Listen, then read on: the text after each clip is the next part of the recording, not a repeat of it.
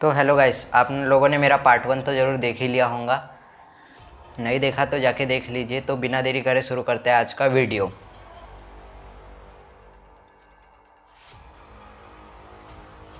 तो भाई जो हम तीनों थे, हम तीनों खड़े थे एक पेड़ के नीचे। जो हमारे गांव का सबसे बड़ा पेड़ था ना, उसके नीचे हम खड़े थे। तो हम तीनों बैठ के बोलते खड़े होकर डिस्कशन कर ही रहे थे कि वो ब्रह्म राक्षस का क्या करेंगे, उसको कैसे पकड़ेंगे। पर हमारे चौंकने की बात ये थी कि वो दादाजी थे। किसके? राकेश भैया के। तो हम तीनों अभी वही सोच रहे कि उस ब्रह्म राक्षस को काबू में करे तो करे कैसे, हमें कुछ समझ में नहीं आ रहा। तभी जो शुभम था उसने हमें आइडिया दिया कि ये हमारे अपने गांव जो है उसके राइट साइड में जो थोड़ा बहुत जंगल पड़ता है, वहाँ एक तांत्रिक रहता है ना। राकेश भैया ने बोला हाँ, वो तांत्रिक वही ना जिसने एक बार एक गांव के भूत को भगाया था। भूत तभी वहाँ से रख ये बोले, कौन? मुकेश भैया है वहाँ से। वो बोले क्या डिस्कशन कर रहे हो तुम, ये तांत्रिक वांत्रिक क्या बात कर रहे हो। तभी मैंने बहाना मार दिया था, नहीं कुछ नहीं, हम स्टोरी की बात कर रहे थे, एक कहानी सोच रहे थे एक अच्छी सी रात को सुनाने के लिए। अच्छा अच्छा बोले। फिर मुकेश भैया जाने के बाद बोल, क्या वो नकली थी? शुभम वहाँ से बोला नहीं नहीं, असली थी वो। तो फिर मैंने बोला अरे कौन असली कौन नकली ये सब छोड़ो, फ़िलहाल नहीं, क्या अपन को एक आइडिया सोचना चाहिए कि आखिर उसका अड्डा क्या है, वो है कहाँ पे है आखिर ब्रह्म राक्षस का अड्डा जहाँ वो रहता है। तो राकेश भैया बोले एक आइडिया है, अपन को रात को उसको ढूंढना पड़ेगा।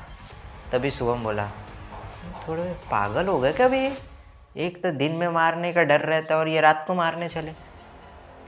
तभी वहाँ से राकेश भैया भी बोले रात में अपन को, मेरे को मालूम है ना वो कहाँ मिलेगा। हमने बोला आपको कैसे मालूम?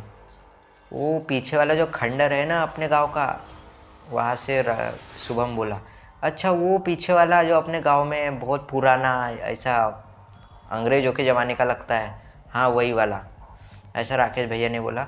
फिर वहाँ पे अपन को रात को 12:30 बजे जाना पड़ेगा कि देखने की ब्रह्म राक्षस की लोकेशन वही है क्या। अगले दिन अपन चलेंगे तांत्रिक के पास, ठीक है? आज रात को चलते 12 बजे। तभी हम जो पेड़ के नीचे खड़े थे उसके ऊपर से कुछ तो भी आवाज़ आने लगी, जैसे पेड़ हिल रहा है। जो पेड़ हिल रहा था तब हमने तीनों ने ऊपर देखे, ऊपर हमें कुछ भी दिखाई नहीं दिया, पर अचानक किसी के गुर्राने की आवाज़ आने लगी। फिर हमने फिर से ऊपर देखे पर कुछ नहीं दिखा हमको। पर उसके बाद एक खून की बूंद गिरी नीचे, जिससे हमने पहले सोचा कि ये खून कहाँ से है। ऊपर देखे थे एक मरा हुआ बकरा लटका हुआ था, और ऐसा वैसा जैसे इंसान ने मारा वैसा नहीं था, पूरे नाखून से उसको चीर रखा था।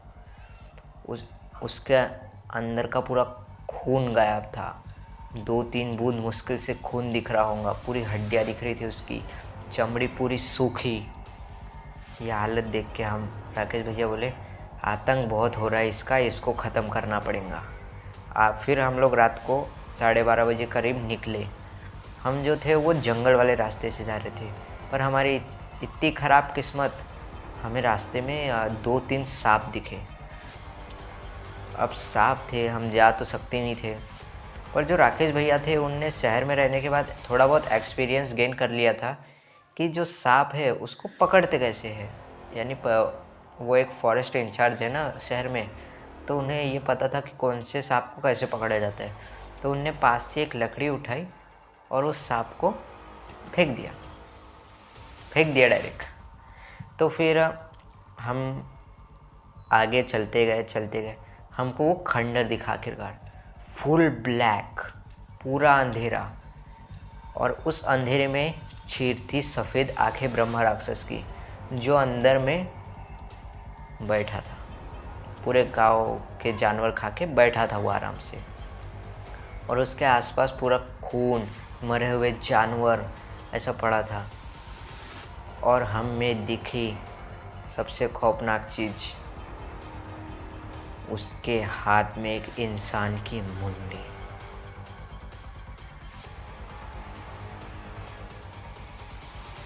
तो जो इंसान की मुंडी उसने अपने हाथ में पकड़ रखी थी वो हमारे गांव की नहीं थी, वो थी हमारे बगल वाले गांव के सचिन भैया की।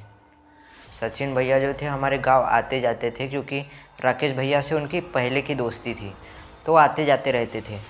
और आखिरकार वही हुआ जिसका डर था।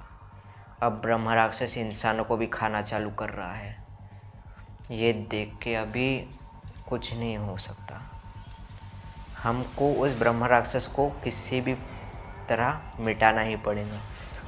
और अगले दिन हम गए तांत्रिक के यहाँ। हमने तांत्रिक को A to Z जो शुरुआत से हुआ और अभी तक हुआ सारी चीज़ें बताई। किसको मारा, किसको खाया, कैसे दरवाज़ा खुला, कैसे हड्डियाँ दिखी, कैसे वो ब्रह्म राक्षस को खाना देते थे राकेश भैया, ऑल सब बताया। तो तांत्रिक बोला इसमें मैं कुछ नहीं कर सकता, क्योंकि जिसने वो दरवाज़ा खोला है, जिसने उसको आज़ाद किया है, वही उसका समाधान निकाल सकते हैं। नहीं तो दूसरा एक तरीका है तो वो थोड़ा रिस्की है, पर अगर तुम लोगों ने कर लिया तो तुम जीत जाओगे। उसके लिए तुम तीनों को अलग अलग होना पड़ेगा। हमने कहा मतलब? मेरा मतलब ये है कि मैं तुम्हें एक वो रहती है ना, क्या बोलते हैं उसको, वो जो छिड़कते हैं, क्या बोलते हैं उसको, कुछ तो भी नाम बताया था उनने, भगूत, हाँ भगूत। उनने हमें यह एक भगूत दी राकेश भैया के पास कि तुम में से एक जन को ब्रह्म राक्षस का जो है ध्यान बटाना पड़ेगा, और उसकी जो डेड बॉडी है वो ज़रूर उस कुएं में होंगी, पीछे वाले खंडर के। तभी राकेश भैया, हाँ जब मेरे दादाजी मरे थे तब वो कैसे मरे, कैसे कहाँ गए किसी को नहीं मालूम, और उनकी बॉडी भी नहीं मिली। तो फिर एक ही चीज़ बनती है कि ज़रूर उसी इसमें होंगी, उसे कुएं में होंगी बॉडी। तो फिर एक काम करते हैं, तुम दो नैतिक और शुभम तुम दोनों जाना और वो बॉडी जला देना, और जो राकेश भैया है वो ब्रह्म राक्षस को भगाते रहेंगे। मतलब हम दोनों को जलाने का काम दिया गया था और राकेश भैया को ध्यान बटाने का। तभी हमने डन करके आगे बढ़े, क्योंकि कोई और ऑप्शन नहीं था। तो फिर हम लोग रात को करीब अपना जो काम था उसको अंजाम देने हम रात के 1 बजे गए। हम रात को 1-1 बजे बाहर घूम रहे हैं। हमारे दादा दादी को लगता होगा कि बेचारे बच्चे कहाँ सोए हैं आराम से, पर हम तो अलग ही काम में लगे पड़े। और फिर हम लोग रात को 1 बजे गए। फिर जो राकेश भैया थे उनने ब्रह्म राक्षस के सामने जाके, मतलब ऐसा सामने नहीं, फेस टू फेस गए। क्या बोलते, मारू क्या फटके, ऐसे नहीं, थोड़ा दूरी से, ये ब्रह्म राक्षस तेरे में अगर दम है तो मेरे पीछे आ। बस राकेश भैया वो बोल के भग गए। वो ब्रह्म राक्षस पागल कुत्ते समान उसका पीछा करते जा रहा है। हम पीछे वाले दीवार से कूद के घुस गए वहाँ पे। और पीछे वाले दीवार से जब हम कूदे तब हमने कहाँ पैर दिया, इंसान के शरीर पे। पूरा खून ही खून लगा था, बहुत गंदा फील लग रहा था खून पे पैर देना, बहुत। छोड़ो, फिर हम लोगों ने वो बॉडी कहाँ है करके कुएं में जाने के लिए एक रस्सी टंगी थी ना, हम रस्सी से नीचे गए और बॉडी खोद के निकाल ली। बॉडी को हम अंदर जला नहीं सकते थे क्योंकि गीला कीचड़ टाइप था वहाँ पे, तो हमने उसको बाहर लेके आए बॉडी को खींच के। पर उतने में ही वो ब्रह्म राक्षस आ गया और उसने शुभम का गला पकड़ लिया। और मेरे को शुभम की जान की फिक्र ही नहीं थी, क्योंकि उसने वो बोला था जो सुन के मेरे को अभी तक गुस्सा आता है। ब्रह्म राक्षस ने जैसे उसका गला पकड़ा था ना, वैसे ही उसने बोला, ब्रह्म राक्षस जी मैं टेस्टी नहीं हूँ, ये नैतिक को खाओ, नैतिक को सबसे टेस्टी यही है। और आपको किसने बोला कि मैं दूसरे पार्टी से हूँ, मैं आपकी पार्टी से हूँ, आप बोलोगे तो मारता हुआ भी इस नैतिक को। तब मेरे को ऐसा लगा कि मैंने दोस्त नहीं दुश्मन पार रखा है। तो फिर आगे जाके वही वो शुभम विनती करने लगा छोड़ दो, पर वो ब्रह्मा राक्षस धीरे धीरे उसको टाइट पकड़ने लग गया। और फिर वहाँ से राकेश भैया के एंट्री हुई।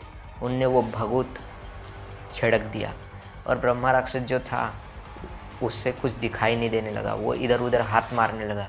उतने में राकेश भैया ने पेट्रोल डाल दिया और आखिरकार आग लगा दी शरीर को। जो ब्रह्मा राक्षस था उसने ज़ोर ज़ोर से चिल्लाना चालू कर दिया। पूरा जंगल गूंज उठा।